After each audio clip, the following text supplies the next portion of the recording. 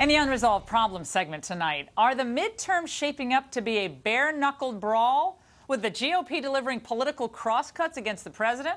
Well, Alaska Republican Joe Miller, once down 30 points in the polls, defeated the GOP incumbent Lisa Murkowski in the state senatorial primary this week. After vanquishing Senator Murkowski, Mr. Miller took aim squarely at the president.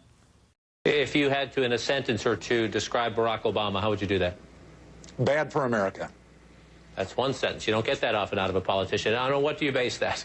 Well, I mean, he's one of the major forces moving this country towards socialism. He's expanding the entitlement state. It is the wrong direction for America.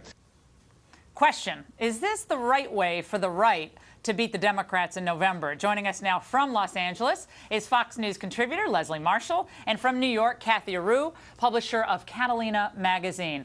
Ladies, great to see you.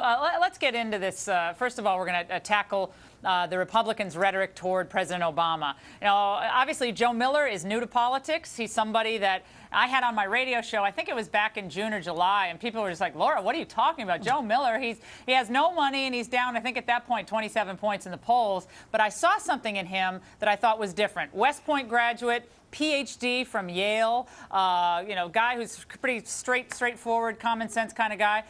What's your take on what he said on the other network last night?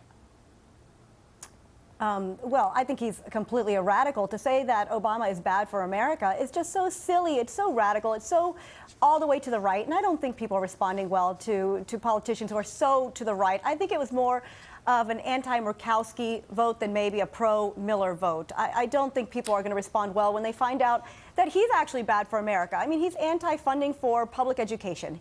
He's anti-Social Security. He's anti-so So how many... did he win? So he won just because people don't like Lisa Murkowski? Yeah, I mean, perhaps. her name is like gold in Alaska, her incredible name recognition and Not an incredible really. amount of money. Leslie, you can talk about that. I mean, Murkowski, whatever you like her or not, she had the name recognition, the family history, and the money. What Miller had was a Palin endorsement, some of us in talk radio, and he was able to have some last-minute momentum and an anti-establishment mindset. But what's your take on this approach to Obama, who he is, where he's taking the country?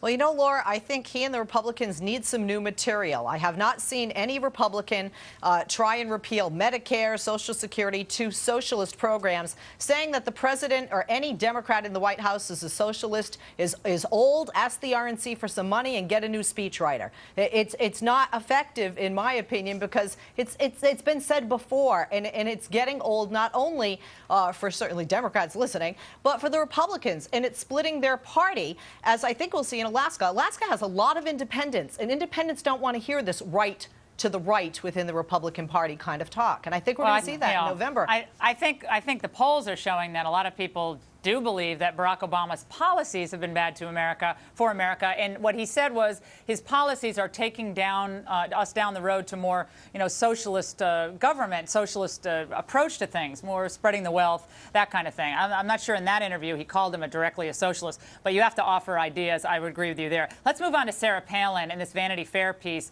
And Kathy, you can comment on this. I mean, I see the left as absolutely beside themselves about Sarah Palin. I mean, this article goes into whether she's a good tipper, whether she, you know, has a, you know, she's a short on patience. I mean, the details this goes into, and yet quoting nobody on the record, only one person quoted on the record in this entire piece. What gives?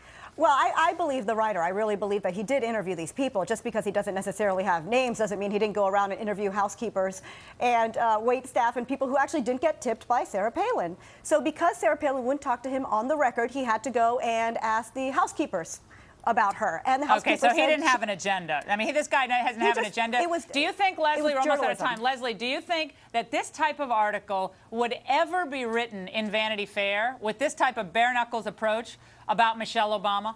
Ever? Well, Michelle Obama's not a VP on a ticket. Well, no, she hasn't been a VP on a ticket. How do you know? She's one of the most important political figures in the United States and best known, I'd say, figures in the world today. They do all sorts of profiles in Vanity Fair, media figures. And all. Do you ever think that take that approach to Michelle Obama? Why is it always Palin? Well, it's not just Palin. Hillary Rodham Clinton has gotten killed in almost every form of print media, even on the left, for crying out loud, through the years. I think if Sarah Palin plans on running in 2012, things like this are going to happen. And as a woman, you ever notice it happens with women, right or left, much more so than men? Yeah, well, it would be nice if some of these brave souls actually went on the record. What are they afraid of? Sarah Palin? Come on. Great to see you guys. And coming up,